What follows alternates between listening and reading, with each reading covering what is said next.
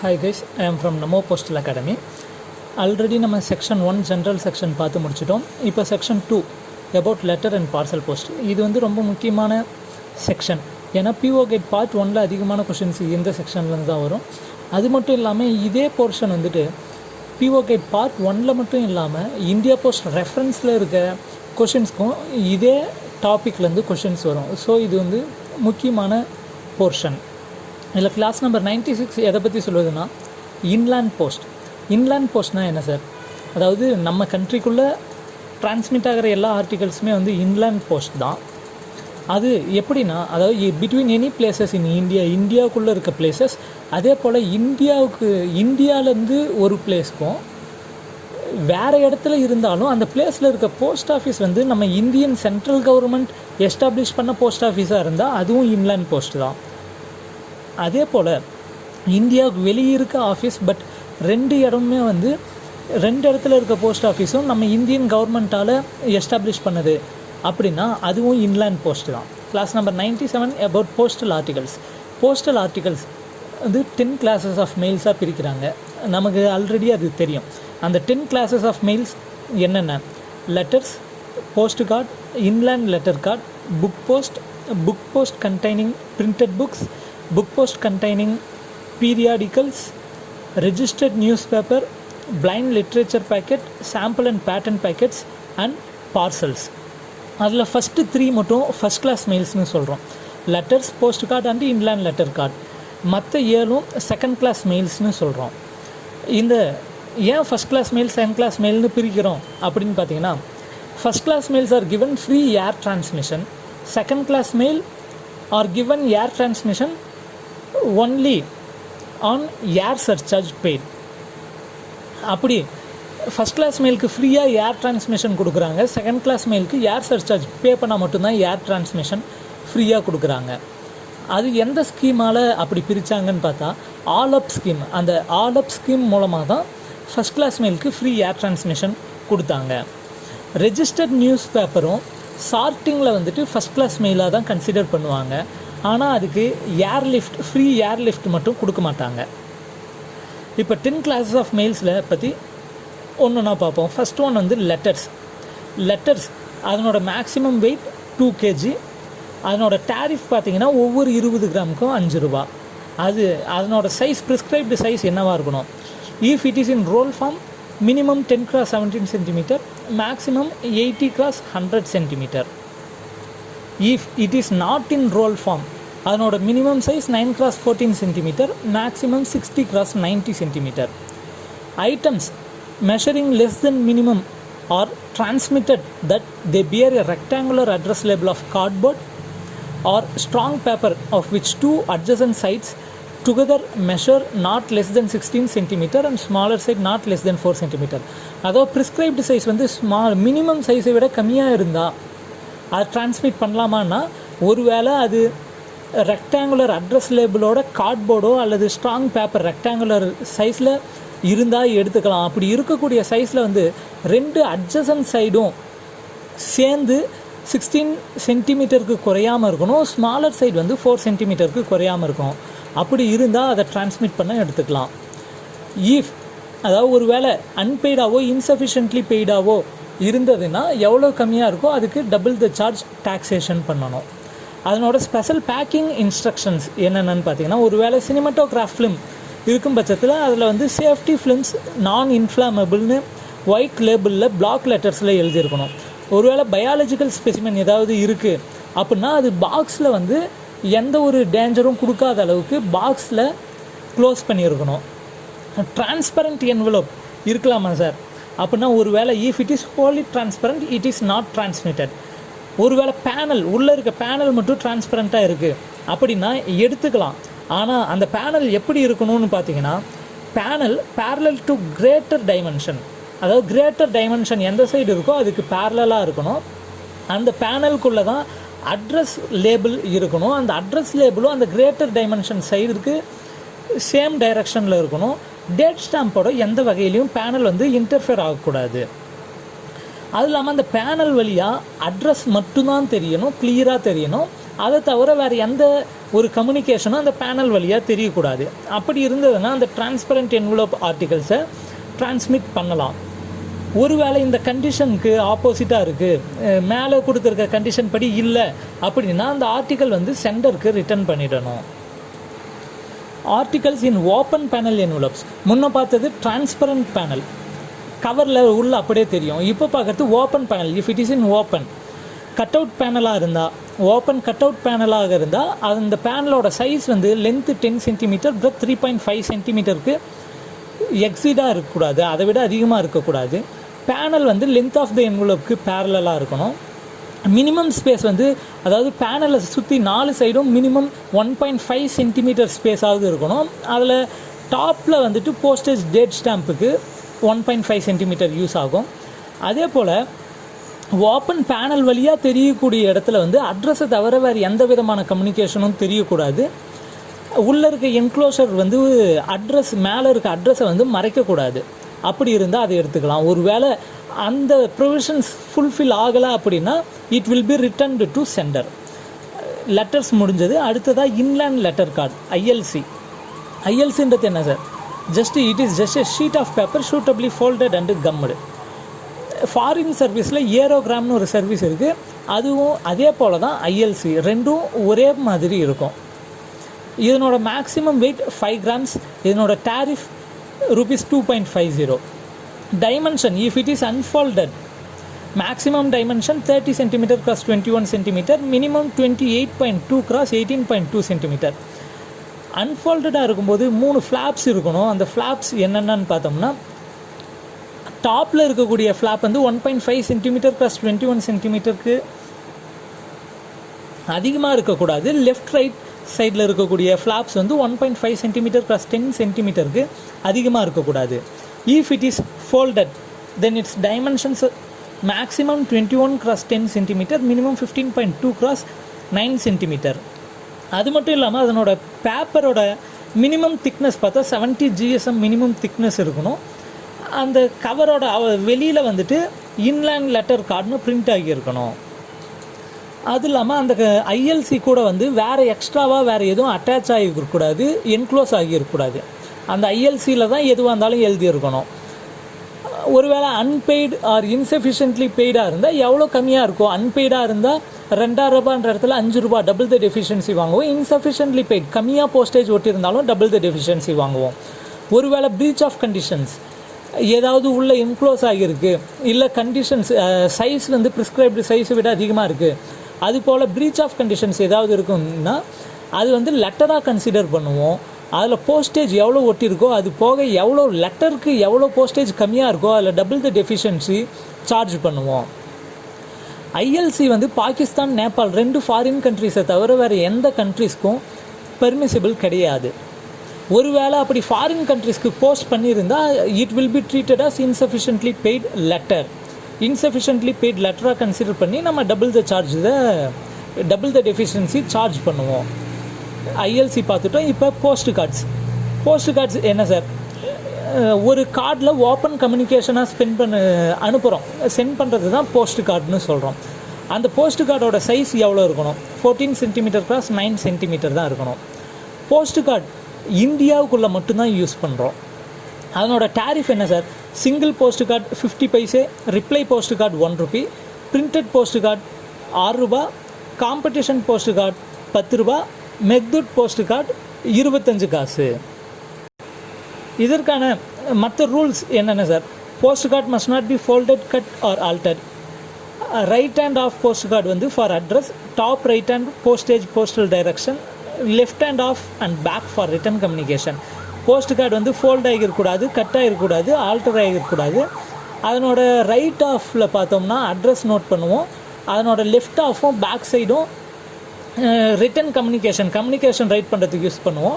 அந்த right handle top சைடில் வந்துட்டு போஸ்டேஜுக்கும் போஸ்டல் டைரக்ஷனுக்கும் யூஸ் பண்ணிக்கலாம். இந்த போஸ்ட் கார்டில் எதுவுமே அட்டாச் ஆகியிருக்கக்கூடாது எக்ஸப்ட் ஸ்டாம்ப்ஸ், கம்முடு லேபிள், அதாவது அட்ரஸ், சென்டர்ஸ் அட்ரஸ், அட்ரஸியோட அட்ரஸ் லேபிள் அது வந்து உள்ளே ஒட்டி இருக்கணும். அதை தவிர வேறு எதுவும் அட்டாச் ஆகியிருக்கக்கூடாது. ரிப்ளை போஸ்ட் கார்டாக இருந்தால் ரிப்ளை போஸ்ட் கார்டு அந்த ரிப்ளை ஆஃப் வந்து அட்டாச் ஆகியிருக்கலாம். engravings, drawings on very thin paper completely adhered to கார்டில் கம்ப்ளீட்டாக ஒட்டி இருக்க மாதிரி என்கிராவிங்ஸ் ட்ராயிங்ஸ் ஏதாவது ரொம்ப தின் பேப்பராக இருந்தால் வச்சுக்கலாம். அதாவது ஸ்டாம்ப் டியூட்டிக்கான ஸ்டாம்ப்ஸை வந்து போஸ்ட் கார்டோட பேக் சைடில் தான் ஒட்டணும். ப்ரீச் ஆஃப் கண்டிஷன், ஒருவேளை ப்ரீச் ஆஃப் கண்டிஷன்ஸாக இருந்தால், அன்பெய்டு இன்சஃபிஷியன்ட்லி பெய்டாக இருந்தால் எவ்வளோ டெஃபிஷியன்சியோ அதுக்கு டபுள் த டெஃபிஷியன்சி சார்ஜ் பண்ணிக்கணும். ஆனால் அந்த டபுள் த டெஃபிஷியன்சின்றது எல்லா கிளாஸ் ஆஃப் ஆர்டிகல்ஸ்க்குமே இப்போது 50 காசு டபுள் த டெஃபிஷியன்சி வருதுன்னா நம்ம வந்து மினிமம் ₹1 சார்ஜ் பண்ணணும். ₹1 கம்மியாக டபுள் த டெஃபிஷியன்சி வந்தாலும் மினிமம் ₹1 தான் சார்ஜ் பண்ணணும். ஒருவேளை இன்ஃப்ரிஞ்ச்மெண்ட் ஆஃப் கண்டிஷன்ஸ் ஏதாவது தப்பாக இருக்குது, போஸ்ட் கார்டோட சைஸ் ப்ரிஸ்கிரைப்டில் இல்லை கூட ஏதாவது அட்டாச் ஆகியிருக்கு அப்படின்ற பட்சத்தில் it will be treated as letter and single deficiency will be charged. Single deficiency charge பண்ணுவோம். அடுத்ததாக class number 113 recorded delivery. Recorded டெலிவரினா என்ன சார்? அதாவது டெலிவரி பண்ணும்போது ஒரு ரெக்கார்ட் யார்கிட்ட கொடுக்குறோமோ அவங்க அட்ரஸியோட சிக்னேச்சர் வாங்கி வைப்போம், அதுதான் ரெக்கார்டட் டெலிவரி.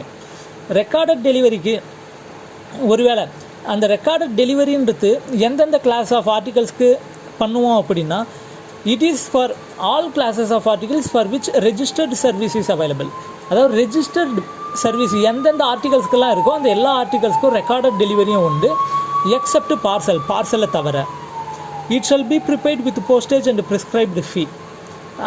அந்த ரெக்கார்டட் டெலிவரிக்கான ஃபீ இருக்கணும். போஸ்டேஜ் வந்து அந்த லெட்டரில் கம்ப்ளீட்டாக போஸ்டேஜ் அஃபிக்ஸ் ஆகி இருக்கணும். அந்த ரெக்கார்ட் ஆஃப் போஸ்டிங்க்குன்னு ஒரு ஃபார்ம் இருக்குது, RD1 ஃபார்ம் நம்பர். அந்த ஃபார்மோட ஆர்டிக்கலை ப்ரெசென்ட் பண்ணியிருக்கணும். ஒருவேளை இன்டிமேஷன் சென்டருக்கு இன்டிமேஷன் தேவைப்பட்டதுன்னா மேலே ரெக்கார்டட் டெலிவரி எழுதியிருக்கிறது கூட வந்து ஐஎஸ்ன்ற வேர்டு வந்து எழுதியிருக்கணும். இது சம்மந்தமாக ஏதாவது கம்ப்ளைண்ட் இருந்ததுன்னா நம்ம என்னைக்கு போஸ்ட் பண்ணமோ அன்னிலேருந்து 2 மந்த்துக்குள்ளே கம்ப்ளைண்ட் பண்ணிடணும். அடுத்ததாக quick mail service. Quick mail சர்வீஸ்ன்றது என்ன சார்? குயிக் மெயில் சர்வீஸ்ன்றது ஃபஸ்ட் கிளாஸ் மெயில் ஆர்டிகல்ஸ்க்கு மட்டும்தான் பாசிபிள். அந்த குயிக் மெயில் சர்வீஸ் எங்கெங்கெல்லாம் உண்டு? Between all capital cities of all states and union territories of India and some important towns. ஒரு சில முக்கியமான டவுனுக்கும் கேபிட்டல் சிட்டிஸ்க்கு மட்டும்தான் அவைலபிள் இருக்குது குயிக் மெயில் சர்வீஸ். அப்படி அந்த குயிக் மெயில் சர்வீஸில் வரக்கூடிய ஆர்டிக்கலில் பார்த்தா பின் நம்பர் கிளியராக இருக்கணும். அது இல்லாமல் அந்த ஆர்டிகல்ஸை வந்து அந்த குயிக் மெயில் சர்வீஸ்னு மார்க் பண்ணியிருக்கோம், எல்லோ ஸ்ட்ரிப்பில் இருக்கும். அந்த ஸ்பெஷல் போஸ்ட் பாக்ஸில் மட்டும்தான் போஸ்ட் பண்ணணும். அது வந்து குயிக் மெயில் சர்வீஸ்க்கான போஸ்ட் பாக்ஸ். அந்த ஆர்டிகல்ஸ் வந்து ஃபுல்லாக ப்ரீபெய்டு பண்ணி இருக்கணும். எதுவும் இன்சஃபிஷியன்ட்லி ப்ரீபெய்டாவோ அன்பெய்டாவோ இருக்கக்கூடாது. அப்படி இருந்ததுன்னா அதை நம்ம குயிக் மெயில் சர்வீஸில் அனுப்ப மாட்டோம். அடுத்தது business reply service. Business reply சர்வீஸ்னால் என்ன சார்? அதாவது ஒரு பிஸ்னஸ்மேன் அவரோட கிளைண்ட்ஸ்க்கு நிறைய பேருக்கு லெட்டர் அனுப்புகிறாரு. அங்கே வந்து எல்லா கிளைண்ட்ஸும் போஸ்டேஜ் அஃபிக்ஸ் பண்ணாமல், அவங்க போஸ்டேஜ்க்கு பே பண்ணாமல் அந்த பிஸ்னஸ்மேனே அவங்களுக்கான போஸ்டேஜையும் பே பண்ணுறது தான் quick mail business reply service. அவர் எப்போ சார் பே பண்ணுவார் அப்படின்னா, இப்போ நான் வந்து ஒரு பிஸ்னஸ்மேன், நான் என்னோடய கிளைண்ட்ஸ்க்கெல்லாம் லெட்டர் அனுப்புகிறேன் அப்படின்னா அந்த லெட்டரில் வந்து மேலேயே பிஸ்னஸ் ரிப்ளை சர்வீஸ் அப்படின்னு இருக்கணும். No postage stamp necessary if posted in India, postage to be paid by அட்ரஸின்னு லேபிள் இருக்கணும், அதில் எழுதி இருக்கணும். அப்படி இருக்கும்போது என்னோடய கிளைண்ட்ஸ் என்ன பண்ணுவாங்கன்னா, அதில் வந்து போஸ்டேஜ் ஃபீ இல்லாமல் போஸ்டேஜ் ஒட்டாமல் அந்த லெட்டரை எனக்கு திருப்பி அனுப்புவாங்க. எனக்கு திருப்பி அனுப்புனாங்கன்னா எங்கிட்ட வந்த பிறகு நான் தானே பிஸ்னஸ்மேன், நான் தானே அனுப்புனேன், நானே எனக்கு அந்த லெட்டர் திரும்ப வந்த பிறகு வந்ததுக்கான சார்ஜ் ப்ளஸ் ஹேண்ட்லிங் ஃபீன்னு ₹1, ஒரு ஆர்டிக்கல் மேலே ₹1 ஹேண்ட்லிங் ஃபீ சேர்த்து நான் டிபார்ட்மெண்ட்டுக்கு கொடுப்பேன். அந்த சர்வீஸ்க்கு நேம் தான் பிஸ்னஸ் ரிப்ளை சர்வீஸ். அதுக்கு லைசன்ஸ் பெர்மிஷன் வாங்கணும். அந்த பெர்மிஷன் யார்கிட்ட வாங்கணும்னு பார்த்தோம்னா ஹெட் ஆஃப் த டிவிஷன். நம்ம வாங்கக்கூடிய பெர்மிட் வந்து எப்போ வாங்கினாலும் 31 மார்ச் வரை தான் அது செல்லுபடி ஆகும். அது வரையும் தான் அந்த பெர்மிட் அட்மிசபிள். ஸோ அது 1 மந்த்துக்கு, அதாவது ஒரு குவார்ட்டருக்கு அதனோட சார்ஜ் பார்த்தா ₹50. ஃபார் எக்ஸாம்பிளுக்கு நான் இப்போ ஜனவரியில் அந்த பெர்மிட் வாங்குகிறேன் அப்படின்னா ஜனவரியிலேருந்து மார்ச் 3 மாதம் தான், 3 மாதத்துக்கு ₹50. அதே நான் டிசம்பரில் வாங்குகிறேன் அப்படின்னா ஃபஸ்ட்டு குவார்ட்டர், அதாவது ஜனவரியிலேருந்து மார்ச் வரை ஒரு குவார்ட்டர் போயிட்டு டிசம்பர் வந்து செகண்ட் குவார்ட்டராகவும் வந்துடுது. ஸோ 100 ரூபா அதுக்கான சார்ஜ். அதே ஃபஸ்ட்டு குவார்ட்டர் இயரோட ஃபினான்ஷியல் இயரோட ஃபஸ்ட்டு குவார்ட்டரில் ஏப்ரல்லேருந்து ஜூனுக்குள்ளே அப்ளை பண்ணி பெர்மிஷன் வாங்கினோம்னா 200 ரூபா, செகண்ட் குவார்ட்டருக்கு 150, தேர்ட் 100, ஃபோர்த்தில் வாங்கினோம்னா 50 ரூபா. ரினியூவல் பண்ணணுன்னா அதுக்குள்ளே பண்ணிக்கணும். கிரேஸ் பீரியட்னு அதுக்கு எதுவும் கிடையாது. அதனோட அட்ரஸ் சைடில் பிஸ்னஸ் ரிப்ளைன்னு லேபிள் இருக்கணும், பெர்மிட் நம்பர் இருக்கணும், போஸ்ட் ஆஃபீஸ் எந்த ஆஃபீஸ்க்கு அந்த லெட்டர் வருமோ அந்த போஸ்ட் ஆஃபீஸோட நேம் இருக்கணும். அது இல்லாமல் மேலே label no postage sum necessary if posted in இந்தியானும் postage will be paid by address இன்னும் மேலே லேபிள் இருக்கணும். அடுத்ததாக புக் பேக்கெட்ஸ் பற்றி பார்ப்போம். புக் பேக்கெட்ஸ் ஜென்ரலாக புக் பேக்கெட்ஸ்னால் மேக்ஸிமம் 5 kgs இருக்கும். அதனோட டேரிஃப் பார்த்திங்கன்னா 50 கிராமுக்கு 4 ரூபா, அதுக்கப்புறம் வர ஒவ்வொரு 50 கிராமுக்கும் 3 ரூபான்னு சார்ஜ் பண்ணுவோம். அந்த புக் பேக்கெட்ஸில் என்னென்ன அனுப்பலாம், என்னென்ன இருக்கணும் இருக்கக்கூடாதுன்றத இப்போ பார்ப்போம். புக் பேக்கெட்ஸ் மே கண்டெயின், அதாவது அதில் news paper, publications, printed music books, paper, parchment and cardboard, either blank or printed, not bearing any writing. அதாவது அதில் இருக்கக்கூடிய நியூஸ் பேப்பர், பப்ளிகேஷன்ஸ் எது வேணாலும் இருக்கலாம். நம்ம எதை அனுப்பணுன்னாலும் அதில் வந்து பிரிண்டட் மேட்டராக தான் இருக்கணும். அதில் ரிட்டன் கம்யூனிகேஷன் எதுவுமே இருக்கக்கூடாது. எக்ஸப்ட் அப்படி ரிட்டன் கம்யூனிகேஷன் இருந்தால் என்னென்ன இருக்கலாம் அப்படின்றத பற்றி ஒரு 6 பாயிண்ட் கொடுத்துருக்காங்க. இது போல் பாயிண்ட்ஸில் வரதெல்லாம் ரொம்ப முக்கியம், கன்ஃபார்மாக பார்த்துக்கோங்க. ஏன்னா நிச்சயமாக இந்த மாதிரி இருக்க பாயிண்ட்ஸில் வந்து ஏதாவது ஒரு கொஷின் கண்டிப்பாக வரும். In cases of books and complimentary cards, புக்ஸோ காம்ப்ளிமெண்ட்ரி கார்டோ இருக்கும்போது அதில் வந்து அட்ரஸ், சென்டர்ஸோட அட்ரஸ், அது இல்லாமல் காம்ப்ளிமெண்ட்ரி நேச்சரில் 5 வார்த்தைக்கு அதிகமாக இருக்கக்கூடாது. Not more then 5 words in complimentary nature. அதே in case of invoice, bills and receipts ஆக இருந்தால் நெசசரி மேனுஸ்கிரிப்ட் என்ட்ரிஸ் இருக்கலாம். In cases of printed notice, circular இருந்தால் அந்த மீட்டிங் எதுக்காக நடக்குது, அந்த எங்கே நடக்குது, அதனோட டேட் என்னைக்கு, என்ன டைமுக்குன்றதை பற்றி எழுதியிருக்கலாம். பிரிண்டட் மார்க்கெட் ரிப்போர்ட் கொட்டேஷனாக இருந்தால் அதனோட ப்ரைஸை பற்றி, அந்த கொட்டேஷனை பற்றி எழுதியிருக்கலாம். ப்ரீமியம் பேமெண்ட், எல்ஐசி நோட்டீஸ் எக்ஸாம்பிளுக்கு அந்த மாதிரி ப்ரீமியம் பேமெண்ட் பண்ண சொல்லி ஏதாவது நோட்டீஸ் இருக்குது அப்படின்னா அதில் பாலிசி நம்பரு, எவ்வளோ அமௌண்ட்டு, அட்ரஸ்ஸு, டேட்டெல்லாம் இருக்கலாம். Proof correction in proof sheets and music sheets, correction of printing error in printed matter. இப்போ பிரிண்டட் மேட்டர்ஸ் இருக்குது அப்படின்னா அதில் ஏதாவது மிஸ்டேக் இருந்ததுன்னா அந்த மிஸ்டேக்கை வந்து கையில் நம்ம ரைட்டிங்கில் வந்து இருக்கலாம்னு சொல்லியிருக்காங்க. First news paper, publications. அடுத்ததாக பிக்சர்ஸ், பிளான்ஸ், மேப்ஸ், ட்ராயிங்ஸ், அதுலேயும் ரைட்டிங்கில் இருக்கக்கூடாது. Not exceeding 5 words. அது சம்மந்தமான டிஸ்கிரிப்ஷன் 5 வார்த்தைக்கு மிகாமல் இருக்கலாம்னு சொல்கிறாங்க. அடுத்ததாக business, commercial, legal documents wholly or partially by hand. Manuscript of press, manuscripts of music not bearing any written endorsement other than direction, not more than 10 words about disposal, name and address of sender. இந்த manuscript of press and manuscript of music மட்டும் 10 wordsக்கு not exceeding 10 words, மற்றது not exceeding 5 words. Licenses, statistical returns sent by or to official by the designation only, and revenue and judicial processes sent by court to presidents of union board, panchayat, chowkidars board and vice versa.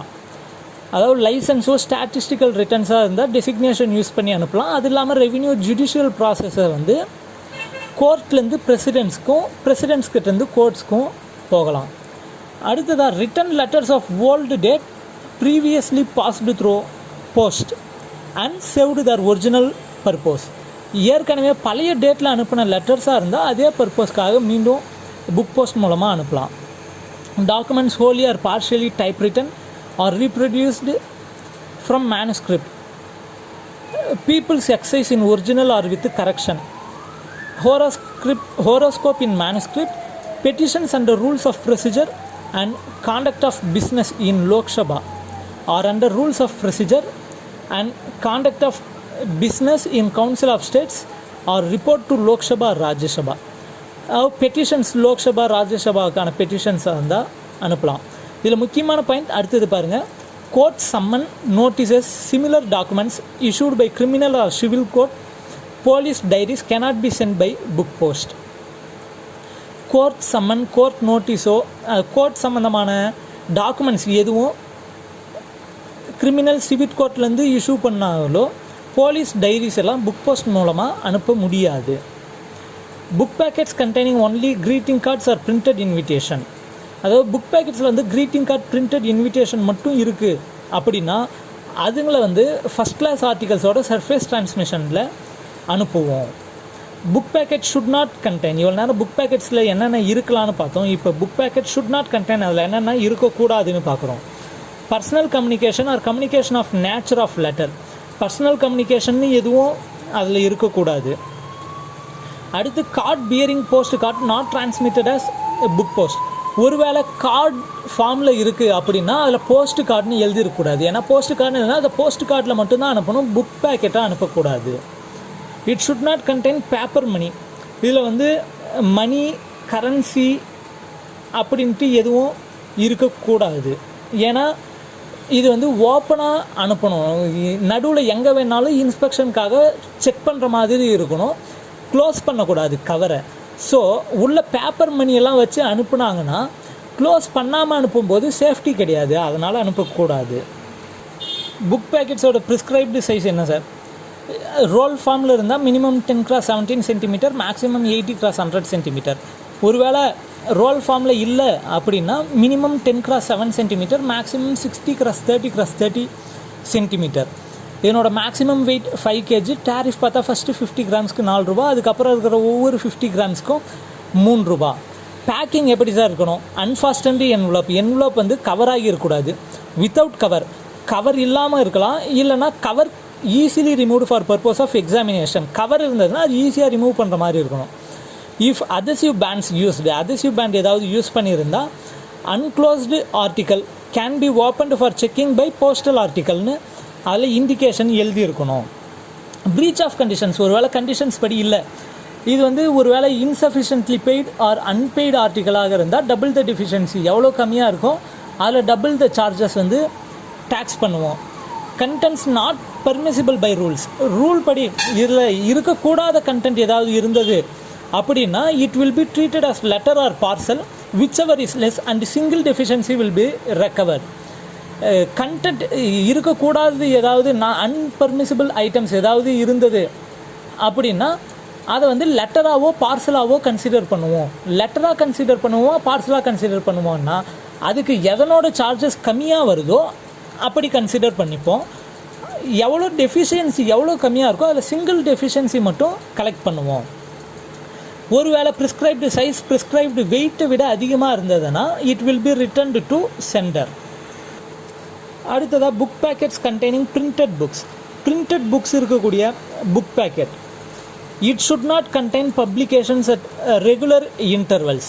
Printed புக்ஸ்னால் என்ன sir? அதாவது printed புக்ஸில் வந்து regular இன்டர்வலில் வரக்கூடிய book packets books எதுவும் அனுப்பக்கூடாது. அதாவது மாதத்துக்கு ஒரு முறை வருது அல்லது 2 மாதத்துக்கு ஒரு முறை வந்துட்டுருக்கு அப்படின்னா அதெல்லாம் நம்ம வந்து பிரிண்டட் புக்ஸ் கேட்டகரியில் அனுப்பக்கூடாது. ஏன்னா அதுக்குன்னு தனியாக ரெஜிஸ்டர்டு நியூஸ் பேப்பர் பீரியாடிக்கல்ஸ்னு தனி கேட்டகரிஸ் இருக்குது. ஸோ அதை நம்ம பிரிண்டட் புக்ஸில் அனுப்பக்கூடாது. அதனோட வெளியில் வந்து பிரிண்டட் புக்ஸ்னு எழுதியிருக்கணும். கம்ப்ளீட்டாகவோ அல்லது பகுதியாகவோ வந்து ரீடிங் மேட்டர், அதாவது படிக்கக்கூடிய மேட்டராக தான் இருக்கணும். பெயிண்டிங், டயக்ராம்ஸ்லாம் இருக்கலாம். It contains printed matter without advertisement. இதில் எந்த விதமான அட்வர்டைஸ்மெண்ட்டு இருக்கக்கூடாது. Containing name of printer or publisher. Printer பப்ளிஷரோட நேம் இருக்கணும். It should not contain character or inscription other then printing. பிரிண்டிங்கை தவிர வேறு எதுவும் இதில் இருக்கக்கூடாது. May contain writing the name and address of addressee and sender and date and not more then 5 words of complimentary nature. Written matter இருக்குன்னா அதில் என்னென்ன written மேட்டராக இருக்கணும்னு பார்த்தோம்னா சென்டரோட அட்ரஸ், அட்ரஸியோட அட்ரஸ், டேட் இருக்கலாம். அது இல்லாமல் காம்ப்ளிமெண்ட்ரி நேச்சரில் 5 வேர்டுக்கு அதிகமாக இருக்கக்கூடாது. மேக்ஸிமமாக 5 வேர்ட்ஸ்க்குள்ளே இருக்கலாம். இதனோட சைஸ், ப்ரீச் ஆஃப் கண்டிஷன்ஸ்லாம் என்ன சார் அப்படின்னு பார்த்தா புக் பேக்கெட்டுக்கு என்ன கண்டிஷனோ அதே தான், ப்ரிஸ்கிரைப்டு சைஸும் புக் பேக்கெட்டுக்கு என்ன சைஸோ அதே தான். மேக்ஸிமம் வெயிட்டும் புக் பேக்கெட்க்கு என்னவோ அதே தான், மேக்ஸிமம் 5 kgs. ஆனால் டேரிஃப் மட்டும் டிஃபர் ஆகுது. ஒவ்வொரு 100 கிராமுக்கும் ₹1 தான் புக் பேக்கெட்ஸ் கண்டெய்னிங் பிரிண்டட் புக்ஸ்க்கான டேரிஃப். அடுத்ததாக book packets containing periodicals. Book packets containing periodicals அப்படின்னா என்ன sir? It should be registered with registrar of news paper in India. Registrar of news பேப்பரில் இன் இந்தியா, அதாவது ரெஜிஸ்டர் ஆஃப் நியூஸ் பேப்பர் கிட்ட register பண்ணியிருக்கணும். Under present registration of books act 1867 section 25 of 1867 வந்து இந்த பீரியாடிக்கல்ஸ்க்கான ரெஜிஸ்ட்ரேஷனை பற்றி present registration of books act 1867 section 25 வந்து இருக்குது. அந்த ரூல் படி ரெஜிஸ்டர் ஆஃப் நியூஸ் பேப்பர் கிட்ட அந்த பீரியாடிக்கல்ஸ் ரெஜிஸ்டர் ஆகிருக்கணும். Must be a registration number either in first or last page. First பேஜ்லேயோ அல்லது லாஸ்ட் பேஜ்லேயோ அந்த ரெஜிஸ்ட்ரேஷன் நம்பர் இருக்கணும். அது இல்லாமல் அந்த பீரியாடிக்கலோட ப்ரைஸ் வந்து அதில் மென்ஷன் ஆகியிருக்கணும். பீரியாடிக்கல்ஸ்க்கான டேரிஃப், ஒருவேளை அந்த பீரியாடிக்கலோட வேல்யூ ₹20 கம்மியாக இருந்ததுன்னா ஃபஸ்ட்டு 100 கிராம்ஸ்க்கு ₹2, எவரி அடிஷ்னல் 100 கிராம்ஸ்க்கு ₹3. அந்த பீரியாடிக்கலோட வேல்யூ ₹21 ₹50 வரை இருந்ததுன்னா ஃபஸ்ட்டு 100 கிராம்ஸ்க்கு ₹4, எவரி அடிஷ்னல் 100 கிராம்ஸ்க்கு ₹5. ₹50 மேலே ₹51 இருக்குது அப்படின்னா ஃபஸ்ட்டு 100 கிராம்ஸ்க்கு ₹9, எவரி அடிஷ்னல் ஃபஸ்ட்டு 100 கிராம்ஸ்க்கு ₹8, எவரி அடிஷ்னல் 100 கிராம்ஸ்க்கு ₹9. இதனோட weight, size, breach of conditions எல்லாம் புக் பேக்கெட்டுக்கு என்ன கண்டிஷன்ஸோ அதே தான். அடுத்ததாக sample and pattern packet. Sample and pattern பேக்கெட்ஸ்னால் என்ன சார்? அதாவது போனாஃபைட் கஸ்டமர்ஸ் அவங்க அதுக்குன்னு தனியாக அப்ரூவல் வாங்கியிருக்கணும் சாம்பிள் அண்ட் பேட்டர்ன் பேக்கெட்ஸ் அனுப்புறதுக்காக. அதாவது bonafide trade patterns samples, merchandise பேட்டர்னுக்கான சாம்பிள்ஸை வந்து அனுப்புறதுக்கான ஃபெசிலிட்டி கொடுக்கறது தான் பேட்டர்ன் அண்டு சாம்பிள் பேக்கெட்ஸ். இதில் என்னென்னா சேலபிள் வேல்யூ எதுவும் அனுப்பக்கூடாது. Just they are not for commercial purpose. Commercial பர்பஸ்க்காக அனுப்பக்கூடாது, ஒரு சாம்பிளுக்காக தான் அனுப்பணும். அதனோட மேக்ஸிமம் வெயிட் 2 kg. மற்ற conditions size, prescribed size and prescribed size பார்த்தோம்னா புக் போஸ்ட்டுக்கு என்ன ப்ரிஸ்கிரைப்டு சைஸோ அதே prescribed size for pattern and sample packets. Breach of கண்டிஷன்ஸாக இருந்தால், அன்பெய்ட் இன்சஃபிஷியன்ட்லி பெய்டாக இருந்தால் டபுள் த டெஃபிஷியன்சி சார்ஜ் பண்ணுவோம். ஒருவேளை கண்டென்ட் கரெக்டாக இல்லை, சாம்பிள் அண்ட் பேட்டர்ன் பேக்கெட்ஸில் சொன்ன கண்டென்ட்ஸ் இதில் இல்லை, சைஸ் அதிகமாக இருக்குது, வெயிட் அதிகமாக இருக்குது அப்படின்னம்னா it will be treated as letter or parcel, postage whichever is less and single deficiency will be recovered. ஒருவேளை இது க்ளோஸ் பண்ணியிருந்தால் கவர் மேலே இதனோட கண்டென்ட்ஸ் வந்து என்ன இருக்குதுன்னு டிக்ளேர் பண்ணியிருக்கணும். பேக்கிங் வந்து கரெக்டாக இல்லை அப்படின்னா it will not be forward. அடுத்ததாக blind literature packet. Blind literature பேக்கெட்னா என்ன sir? Completely it is for the purpose of பிளைண்டுக்காக மட்டுமே அனுப்பக்கூடிய ஆர்டிகல்ஸ் வந்து blind literature packet. Blind literature packet மூலமாக பிளைண்டுக்கான ஆர்டிகல்ஸை அனுப்பலாம். It is exempted from postage. இதுக்கு போஸ்டேஜ் ஃபீ கிடையாது. It is transmitted by surface only. Surface மூலமாக மட்டும்தான் அனுப்புவோம், ஏர்மெயில் கிடையாது. ஒரு வேளை ஏர் மூலமாக டிரான்ஸ்மிட் பண்ணணும் அப்படின்னா ஏர்மெயில் சார்ஜ் இதுக்கு பே பண்ணணும். இதனோட மேக்ஸிமம் வெயிட் 7 kgs. பிரைலியில் இம்ப்ரெஸ் ஆகியிருக்கக்கூடிய எல்லா பேப்பரையும் இதில் அனுப்பலாம். இதில் ரிட்டன் கம்யூனிகேஷன் ஆல்ரெடி சொன்னது போல் எதுவும் இருக்கக்கூடாது. வெளியில் வந்து literature for the blind inscription கொடுத்துருக்கணும். இதனோட ப்ரிஸ்கிரைப்டு சைஸ் புக் பேக்கெட்டுக்கான அதே prescribed size. Plates bearing writing sound record for use of blind disc, films, tapes and wires sent by or addressed to blind institution can be sent by blind literature packet. அதாவது blind இன்ஸ்டிடியூஷனுக்கு வரக்கூடிய article, blind இன்ஸ்டிடியூஷன்லேருந்து வரக்கூடிய ஆர்டிக்கல்லாம் blind literature பேக்கெட்டாக எடுத்துக்கலாம். Preach of கண்டிஷனாக இருந்தால் என்ன sir பண்ணுறது? It will be treated as letter or parcel whichever is less and single deficiency will be recovered. Unpaid insufficiently paid பார்க்கல, ஏன்னா இதுக்கு நம்ம தான் it is exempted from postage, அதனால இதில் அன்பெய்டாக இருக்கிறதுக்கு வாய்ப்பில்லை. பிளைண்ட் லிட்ரேச்சர் பேக்கெட் அவ்வளோதான். அடுத்தது registered news paper, RNP. Registered news பேப்பர்னால் என்ன சார்? அதாவது it is published in number of intervals not more then 31 days. 31 நாளுக்கு மிகாமல் அதிகமாக இருக்கக்கூடாது. அதனோட பப்ளிஷ் 31 நாளுக்குள்ளேயே வந்து அது பப்ளிஷ் ஆகணும். ஒன்று டெய்லி ஆகலாம், இல்லது once in a week, once in 15 days, once in a month, எப்படி வேணாலும் பண்ணலாம். 31 நாளுக்கு மேலே 2 மாதத்துக்கு ஒரு முறை பப்ளிஷ் ஆகுதுன்னா அது பீரியாடிக்கலில் சேரும். It has bonafide list of subscribers. இதில் சப்ஸ்கிரைபர்ஸ் இருக்கணும். Wholly or great part of political or other news with or without advertisement. With or without அட்வர்டைஸ்மெண்ட்டில் இது இருக்கலாம், அட்வர்டைஸ்மெண்ட்டும் இருக்கலாம். ஆனால் பிரிண்டட் புக்ஸில் அட்வர்டைஸ்மெண்ட்டே இருக்கக்கூடாதுன்னு பார்த்தோம். இது ரெஜிஸ்டர்ட் நியூஸ் பேப்பர்ன்றது எப்படி ரெஜிஸ்டர் பண்ணோம் அப்படின்னா, அது ஆல்ரெடி பார்த்தது போல் books and press registration act படி registrar of news paper in India கூட வந்து ரெஜிஸ்டர் ஆகிருக்கணும். The news paper should also be registered with the office of SPO or SSP for concessional rates of posting. Registered news பேப்பருக்குன்னு postage fee வந்து நம்ம கம்மியாக கொடுக்குறோம். அந்த கன்செஷனல் ரேட்ஸில் போஸ்ட் பண்ணணும் அப்படின்னா அந்த நியூஸ் பேப்பர் வந்து நம்மளோட SP ஆஃபீஸ்லேயோ அல்லது SSP ஆஃபீஸ்லேயோ ரெஜிஸ்டர் பண்ணியிருக்கணும். While registration the following should be accompanied. அப்படி ரெஜிஸ்ட்ரேஷனுக்கு பண்ணும்போது என்னென்ன அது கூட அக்கம்பனி பண்ணியிருக்கணும் அப்படின்னு பார்த்தோம்னா, 2 copies of latest issue of news paper by a certificate from district presidency or subdivisional magistrate that declaration required by section 5 of present registration of book act 1867 have been made, or no such declaration is required as it is not a newspaper. அப்படி அதாவது SPR SSP ஆஃபீஸில் வந்து register பண்ணும்போது latest issue of news paper 2 காப்பியும் district presidency or subdivisional magistrate கிட்டேருந்து ஒரு certificate வாங்கிட்டு போனோம். அவங்க என்னென்னு சர்டிஃபிகேட் பண்ணணும் அப்படின்னா, ப்ரெசன்ட் ரெஜிஸ்ட்ரேஷன் ஆக்ட் செக்ஷன் 5 படி இது நியூஸ் பேப்பர் ரெஜிஸ்டர்ட் நியூஸ் பேப்பராக கன்சிடர் பண்ணலான்னு டிக்ளரேஷன் கொடுக்கணும். அப்படி இல்லைன்னா இது ரெஜிஸ்டர்ட் நியூஸ் பேப்பராக எடுத்துக்கக்கூடாது, ஏன்னா அதுக்கான தகுதி இதுக்கு இல்லை அப்படின்னு ஒரு டிக்ளரேஷன் கொடுக்கணும். ஒருவேளை அவர் இதை ரெஜிஸ்டர்ட் நியூஸ் பேப்பருக்கான தகுதி எல்லாமே இருக்குன்னு டிக்ளரேஷன் கொடுக்குறாரு அப்படின்னா, in first or last page the word registered should be followed by registration number assigned by SP or SSP. நம்ம SP SSP ஆஃபீஸில் ரெஜிஸ்டர் பண்ணிட்டாங்க அப்படின்னா அதுக்கு மேலே பிரிண்ட் ஆகிற நியூஸ் பேப்பர் எல்லாத்துலேயுமே ஃபஸ்ட்டு பேஜ்லையோ அல்லது லாஸ்ட் பேஜ்லேயோ அந்த கன்செஷனல் ரேட்ஸ் ஆஃப் போஸ்டிங்காக ரெஜிஸ்டர் பண்ண ரெஜிஸ்ட்ரேஷன் நம்பரையும் சேர்த்து பிரிண்ட் பண்ணியிருக்கணும்.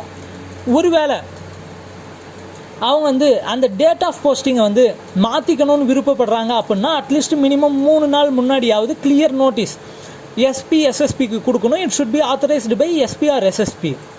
If the publisher decides to post back issue of newspaper to new subscribers or to those lost in transit, will be accepted if they fulfill all conditions and prescribed at window or counter. ஒருவேளை இதுக்கு முன்ன issue பண்ண பழைய date news பேப்பரை மீண்டும் புதுசாக post பண்ணணும். அந்த போஸ்ட் பண்ணணும்னா அந்த ஆர்டிக்கல் யார் யாருக்கு போகலாம் அப்படின்னு பார்த்தோம்னா, புது சப்ஸ்கிரைபர்ஸாக இருந்தால் அவங்களுக்கு அனுப்பலாம். இல்லை ஆல்ரெடி இருக்க சப்ஸ்கிரைபர்ஸ்க்கு ஆனால் டிரான்ஸ்மிஷனில் அந்த நியூஸ் பேப்பர் லாஸ்ட் ஆகிடுச்சு அப்படின்னா அவங்களுக்கு மீண்டும் அனுப்பலாம். அது வந்து கவுண்டரில் விண்டோவில் வந்து ப்ரெசென்ட் பண்ணணும். அது இல்லாமல் அந்த நியூஸ் பேப்பருக்கான கண்டிஷன்ஸ் எல்லாமே ஃபுல்ஃபில் ஆகி இருக்கணும். Packets of news paper attention of addressee marked copy. Packets of news paper registered news paper packets என்றது என்னென்னா, அட்ரஸி மார்க்கடு காப்பி. அவங்க வந்து அட்ரஸி தான் பொறுப்பு, அவங்க தான் வந்து வாங்கிக்கணும், நம்ம எடுத்துகிட்டு போய் டெலிவரி பண்ண மாட்டோம்.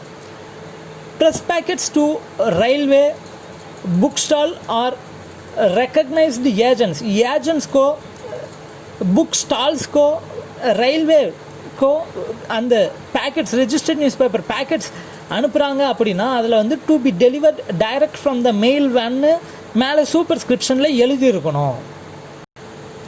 Registration number shall not be printed on wrapper.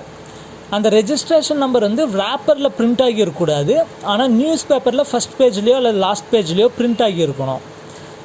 First registration remain in force till 31st December. ஒவ்வொரு ரெஜிஸ்ட்ரேஷனும் 31st டிசம்பர் வரை தான் ஃபோர்ஸில் இருக்கும். அதுக்குள்ளே வந்து ரினியூவல் பண்ணிக்கணும். Every subsequent renewal for 1 calendar year. அதாவது ஃபஸ்ட்டு ரெஜிஸ்ட்ரேஷன் 31st டிசம்பர் வரை இருக்கும். அதுக்கு மேலே இருக்க ஒவ்வொரு ரினியூவலும் வந்து ஒரு கேலண்டர் இயருக்கு தான் ரினியூவல் பண்ணுவோம். Registered news paper should be presented in door or window of post office. Registered news பேப்பரை வந்து போஸ்டிங்க்கு எடுத்துகிட்டு வரும்போது விண்டோவில் தான் ப்ரெசென்ட் பண்ணணும். Registered news paper posted in letter boxes are not admissible for reduced rate of postage. அது letter பாக்ஸில் போஸ்ட் பண்ணால் அது வந்து நம்ம புக் பேக்கெட்டாக தான் கன்சிடர் பண்ணுவோம், ரெஜிஸ்டர்ட் நியூஸ் பேப்பராக கன்சிடர் பண்ண மாட்டோம். ரெஜிஸ்ட்ரேஷனுக்கும் ரெனியூவலுக்கும் எந்த விதமான ஃபீயும் கிடையாது. If it is renewed in advance before 30th September 30 முன்னாடியே ரினியூவல் பண்ணால் அதுக்கு ரினியூவல் ஃபீ எதுவும் கிடையாது. அதே போல் ரெஜிஸ்ட்ரேஷன் ஃபீயும் கிடையாது. ஒருவேளை 30th டிசம்பர்லேருந்து, அதாவது 30th செப்டம்பர், 1 அக்டோபர்லேருந்து 31st டிசம்பருக்குள்ளே ரினியூவல் பண்ணால் அதனோட ரினியூவல் ஃபீ 50 ரூபாய். ஒருவேளை 31st டிசம்பர் வரையே ரினியூவல் பண்ணலை அப்படின்னா இட் இஸ் எக்ஸ்பைரி ஆகிடும். அதுக்கான ரினியூவல் ஃபீ 100 ரூபாய். Licence to post registered news paper without prepayment of postage should be obtained from regional office or circle office if more than 500 copies at a time. In respect of newspaper carrying stamps of 5 paise only, minimum number of copies for the purpose is 100. அதாவது prepayment of postage இல்லாமல் registered news பேப்பரை post பண்ணுறதுக்கான licence வந்து சென்னையாக இருந்தால் circle ஆஃபீஸ்லேயும் மற்ற regional ஆஃபீஸ்லேருந்தும் வாங்கணும். Minimum 500 copies ஆகுது ஒரு டைமில் போஸ்ட் பண்ணணும். ஒருவேளை 5 பைசா மட்டுமே ஸ்டாம்ப் அதில் இருக்குது அப்படின்னா மினிமம் 100 காப்பியாவது இருக்கணும். அமௌண்ட் ஆஃப் போஸ்டேஜ் டியூ அப்படி வித்தவுட் ப்ரீபேமெண்ட் ஆஃப் போஸ்டேஜில் பண்ணும்போது அந்த பில்லை வந்து ஒரு மாதத்துக்கு 2 முறை பே பண்ணணும். எப்படின்னா 1லேருந்து 15 தேதிக்குள்ளே இருக்கக்கூடிய போஸ்டிங்க்கு 16ஆம் தேதி பில் வரும். 16லேருந்து 30 அந்த மந்த் எண்டு வரை இருக்கக்கூடிய டியூ வந்து அதுக்கு அடுத்த மாதம் 1ஆம் தேதி பில் வரும். அப்படி பில் வந்ததுலேருந்து 7 நாளுக்குள்ளே வந்து அந்த பில்லை பே பண்ணணும். ஒருவேளை அந்த 7 நாளுக்குள்ளே பில் பே பண்ணாமல் விட்டால் licence will be cancelled and head of the circle will recover it from security deposit and if necessary he will take steps to recover under section 12 of Indian Post Office Act 1898. ஒருவேளை அப்படி டியூவை 7 நாளுக்குள்ளே pay பண்ண தவறுனா licence will be cancelled. அது இல்லாமல் security டெபாசிட்லேருந்து head of the circle CPMG வந்து அந்த அமௌண்ட்டை ரெக்கவர் பண்ணுறதுக்கு ஸ்டெப்ஸ் எடுக்கலாம். இல்லைனா அதை வந்து section 12 of Indian post office act 1898 படி ஸ்டெப்ஸ் எடுக்கலாம். Packets of registered news paper வந்து ஆல்ரெடி பார்த்தோம். என்னென்னா ஒரு காப்பிக்கு மேலே அதிகமாக இருக்கணும். அது இல்லாமல் அந்த இருக்கக்கூடிய காப்பீஸ் எல்லாமே ஒரே நாளுக்கான காப்பியாக இருக்கணும். ஒரே நாளில் பிரிண்ட் ஆனது, ஒரே டேட்டாக இருக்கணும். அது வந்து லோக்கல் ஏஜென்ட்டுக்கு மட்டும்தான் அனுப்ப முடியும். விண்டோ டெலிவரி அதாவது போகிற இடத்துல விண்டோ டெலிவரி மட்டும்தான் பண்ணுவோம். நம்மளாக எடுத்துகிட்டு போய் டெலிவரி பண்ண மாட்டோம். அதில் இண்டிகேஷன் வந்து டு பி டெலிவர்ட் அட் விண்டோன்னு எழுதியிருக்கணும். ஒருவேளை போஸ்ட் பாக்ஸ் சிஸ்டம் அங்கே இருக்குது அப்படின்னா போஸ்ட் பாக்ஸ் மூலமாகவும் டெலிவரி பண்ணலாம். when the postage on such packet is prepaid at the rate calculated on each copy contained or at book packet rate it may be delivered to the address of the local agent. அப்படி post பண்ணக்கூடிய பேக்கெட்ஸில் வந்து ஒவ்வொரு registered news பேப்பருக்கும் தனித்தனியாக postage ஒட்டியிருந்தாலோ அல்லது அந்த registered news paper packets மொத்தமாக வந்து book packet ரேட்டுக்கு சார்ஜ் பண்ணியிருந்தால் நம்ம எப்பவும் போல் மற்ற ஆர்டிக்கல் டெலிவரி பண்ணுற மாதிரி அந்த ஏஜென்ட்டோட அட்ரஸ்க்கு போஸ்ட்மேன் மூலமாகவே நம்மளே டெலிவரி பண்ணலாம். ப்ரீச் ஆஃப் கண்டிஷன், ஒருவேளை அன்பெய்ட் இன்சஃபிஷியன்ட்லி பெய்டாக இருந்தால் எவ்வளோ டெஃபிஷியன்ஸோ டபுள் த சார்ஜ் பண்ணுவோம். ப்ரீச் ஆஃப் கண்டிஷன்ஸ், மற்ற ரூல் மாறி இருக்குது, மற்ற கண்டிஷன்ஸ் மீறி இருக்குது அப்படின்னா it will be treated as a book packet or periodical as the case may be and single deficiency will be recovered. அது பீரியாடிக்கலாக கன்சிடர் பண்ண முடிஞ்சால் பீரியாடிக்கலாக கன்சிடர் பண்ணுவோம். பீரியாடிக்கலாக இருக்காது அப்படின்னா புக் பேக்கெட்டாக கன்சிடர் பண்ணி டெஃபிஷியன்சி வந்து சிங்கிள் டெஃபிஷியன்சி சார்ஜ் பண்ணுவோம். இதுக்கான டேரிஃப் என்ன sir? If it is a single copy up to 50 grams வரை 25 காசு, 100 கிராம் 51லேருந்து 100 கிராம் வரை 50 காசு, அதுக்கு மேலே இருக்கிற ஒவ்வொரு 100 கிராமுக்கும் 20 காசு. அதே ரெஜிஸ்டர்ட் நியூஸ் பேப்பர் பேக்கெட்டாக இருந்தால் if it is more then 1 copy up to 100 grams 50 paise, every additional 100 grams 20 paise. அடுத்ததாக லாஸ்ட் கிளாஸ் ஆஃப் மெயில் பார்சலை பற்றி பார்ப்போம். It is for transmission of கூட்ஸை டிரான்ஸ்மிட் பண்ணுறதுக்கான ஃபெசிலிட்டி கொடுக்கறதுக்கு தான் parcel. It may contain only one single written communication addressed to the addressee of the parcel. இதில் வந்து ரிட்டன் கம்யூனிகேஷன் இருக்கக்கூடாது, நாட் மோர் தென் 1. இதில் வந்து ஒரே ஒரு ரிட்டன் கம்யூனிகேஷன் மட்டும் இருக்கலாம். அந்த ரிட்டன் கம்யூனிகேஷன் எப்படி இருக்கணும்னா அந்த பார்சலோட அட்ரஸிக்கு அட்ரஸ் பண்ணதாக தான் இருக்கணும், வேறு யாருக்கும் அந்த பார்சலில் இருக்கக்கூடாது return communication. If parcel is suspected to contain more then 1 return communication, it will be forwarded to destination marked for open delivery. On opening, in presence of addressee or agent, if it contains more than 1 written communication, each such extra communication will be charged with double the letter postage. If addressee fails to attend or refuses to pay, it will be returned to sender and no charge will be recovered. ஒருவேளை அந்த பார்சலில் return communication ஒன்றுக்கு மேலே ஒன்றை விட அதிகமாக இருக்கும்னு suspicion இருக்கும் பட்சத்தில் அந்த ஆர்டிக்கல் மேலே ஃபார் ஓப்பன் டெலிவரின்னு மார்க் பண்ணி டெஸ்டினேஷனுக்கு அனுப்பிடுவோம். அங்கே ஃபார் ஓப்பன் டெலிவரின்னு போட்ட ஆர்டிக்கல் வந்து அட்ரஸியோட ப்ரெசன்ஸில் ஓப்பன் பண்ணணும். ஆஃபீஸில் அட்ரஸி வந்து ஆஃபீஸ்க்கு வர வச்சு அட்ரஸியோ அல்லது அவரோட ஏஜென்ட் முன்னிலையிலையோ அந்த ஆர்டிக்கலை ஓப்பன் பண்ணுவோம். அப்படி ஓப்பன் பண்ணும்போது அதில் சிங்கிள் ரிட்டன் கம்யூனிகேஷனை விட அதிகமாக இருந்தது அப்படின்னா அந்த ஒரு கம்யூனிகேஷனை விட்டுட்டு ஒரு கம்யூனிகேஷனுக்கு மேலே எத்தனை கம்யூனிகேஷன் இருக்கோ அந்த ஒவ்வொரு கம்யூனிகேஷனுக்கும் double the letter postage charge பண்ணணும். ஒருவேளை அந்த அட்ரஸி அப்படி நான் பே பண்ண மாட்டேன் ரெஃப்யூஸ் பண்ணாலோ அல்லது ஆஃபீஸ்க்கு அது ஓப்பன் பண்ணி பார்க்கறதுக்கே ஆஃபீஸை அட்டன் பண்ணலை அப்படின்னா it will be returned to centre. சென்டருக்கு ரிட்டர்ன் பண்ணிவிடுவோம். சென்டர்கிட்ட வந்து அந்த சார்ஜ் நம்ம எக்ஸ்ட்ரா வாங்க மாட்டோம். Payment of postage compulsory for பார்சலை பொறுத்தவரை போஸ்டேஜ் கம்பல்சரி ப்ரீபெய்டாக இருக்கணும். ரெஜிஸ்டர்டு பார்சலாக இருந்தால் கவுண்டரில் கொடுக்கணும். அன்ரெஜிஸ்டர்டு பார்சலாக இருந்தாலும் கவுண்டரில் தான் கொடுக்கணும். ஒருவேளை பார்சல் போஸ்ட் பாக்ஸில் போட்டிருக்காங்க அப்படின்னா பார்சல் போஸ்ட் பாக்ஸில் இருந்தாலே it will be treated as a registered parcel and charged double the deficiency if insufficiently paid. ஒருவேளை ரெஜிஸ்டர்டு பார்சலுக்கு சார்ஜ் கம்மியாக இருக்குது, இப்போ 500 கிராம் வர பார்சலுக்கான சார்ஜ் 19 ரூபா, அதுக்கு மேலே இருக்கிற ஒவ்வொரு 500 கிராமுக்கும் 16 ரூபான்னு சார்ஜ் பண்ணுறோம். அப்படி சார்ஜ் பண்ணும்போது அந்த 500 கிராமுக்கு கம்மியாக இருக்கிற ஒரு ஆர்டிக்கல் 19 ரூபா மட்டும் சார்ஜ் பண்ணி போஸ்ட் பாக்ஸில் போட்டாங்க அப்படின்னா it will be treated as a registered parcel. அதில் ரெஜிஸ்ட்ரேஷன் ஃபீ 17 ரூபா கம்மியாக இருக்குது. அப்போது அந்த ரெஜிஸ்ட்ரேஷன் ஃபீ வந்து டபுள் த சார்ஜ் பண்ணி இட் வில் பி ஃபார்வர்டட். அடுத்ததாக இதனோட மேக்ஸிமம் வெயிட் எவ்வளோ சார்னா 20 கிலோ, 20 கேஜிஸ் வரை பார்சல் மூலமாக அனுப்பலாம். ஒருவேளை பிஓவில் போஸ்ட் பண்ணால் மேக்ஸிமம் 10 கேஜி. அதே பிஓக்கு நம்ம டெஸ்டினேஷன் பிஓவாக இருந்தாலும் maximum 10 KG. Maximum weight of unregistered parcel 4 KG தான். 4 கேஜி. அப்போது 4 கேஜிஸ்க்கு மேலே பார்சல் இருக்குன்னா it should compulsorily be registered. அது கம்பல்சரி நம்ம ரெஜிஸ்டர் பண்ணணும். இதனோட ப்ரிஸ்கிரைப்டு சைஸ் பார்த்தீங்கன்னா it should not exceed 1 centimetre length and girth combined should not exceed 1.8 metre. 1 metre 1.8 மீட்டருக்கு சைஸ் அதிகமாக இருக்கக்கூடாது.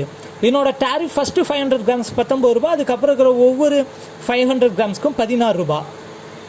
அதே பார்சல் 5 கிலோவுக்கு அதிகமாக இருந்தது அப்படின்னா ஹோம் டெலிவரி ஃபீன்னு ஒரு 5 ரூபா சார்ஜ் பண்ணுவோம். அடுத்தது இஃப் பார்சல் எக்ஸிட் 10 கேஜி, ஒருவேளை 10 கிலோவுக்கு அதிகமாக பார்சல் இருந்தது அப்படின்னா it will B delivered only at window. 10 கிலோவுக்கு அதிகமாக இருக்கிற பார்சல் விண்டோ டெலிவரியில் மட்டும்தான் டெலிவரி பண்ணணும். அவ்வளோதான் சார் பார்சலை பற்றி. இதுவரை நம்ம இப்போது 10 classes ஆஃப் மெயிலை பற்றியுமே பார்த்துட்டோம். ஆல்ரெடி செக்ஷன் 1 பார்த்துட்டோம். செக்ஷன் 2ல் 10 classes ஆஃப் மெயில் இந்த கிளாஸில் பார்த்து முடிச்சிருக்கோம். தேங்க்யூ. கன்ஃபார்ம் வீடியோவை வாட்ச் பண்ணுங்கள், கமெண்ட் பண்ணுங்கள், அதே போல் சப்ஸ்கிரைப் பண்ணுங்கள். தேங்க்யூ. இதுக்கு அடுத்ததாக ஏர்மெயில் சார்ஜை பற்றி, ரெஜிஸ்ட்ரேஷன், விபி, இன்சூரன்ஸை பற்றியெல்லாம் இருக்குது. அதை பற்றி நம்ம அடுத்த கிளாஸில் பார்ப்போம்.